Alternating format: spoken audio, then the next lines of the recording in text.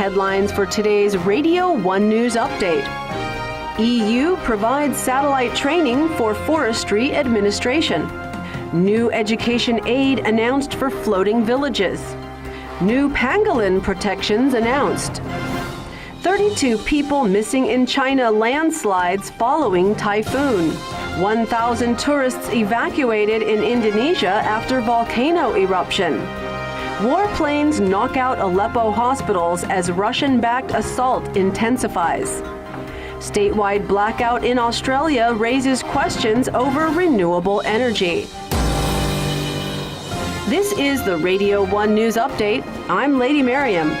The European Union has begun training Cambodia's Forestry Administration to use satellite imagery to crack down on deforestation, teaching them how to analyze images captured by the EU's Sentinel-2 satellite and use imaging software to detect signs of forest degradation. The second satellite will be introduced next year that can produce images of any location in the country every 5 days.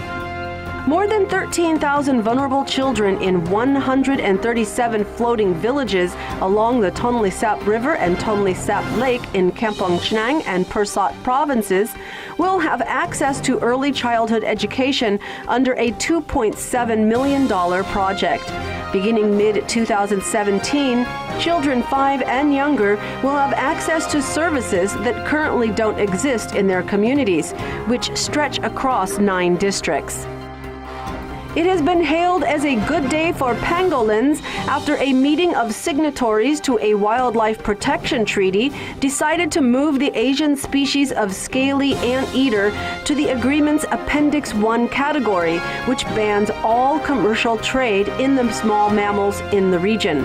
The pangolin is the most trafficked in the world. The species found in Cambodia and other parts of Southeast Asia, the Sunda pangolin, is listed as critically endangered. Coming up next, international news. At least 32 people were reported missing after a rain-saturated hillside collapsed onto villages in southeastern China following a typhoon. A rescue operation is underway. Indonesia's search and rescue agency has evacuated approximately 1,000 tourists after a volcano on the Indonesian island of Lombok erupted unexpectedly on Tuesday, shooting a 6,560-foot column of ash into the sky. Russian or Syrian warplanes knocked 2 hospitals out of service in the besieged rebel sector of Aleppo, and ground forces intensified an assault in a battle which the United Nations said had made the city worse than a slaughterhouse. 2 patients died in one of the hospitals. The other shelling killed 6 residents queuing for bread under a siege that has trapped 250,000 people with food running out.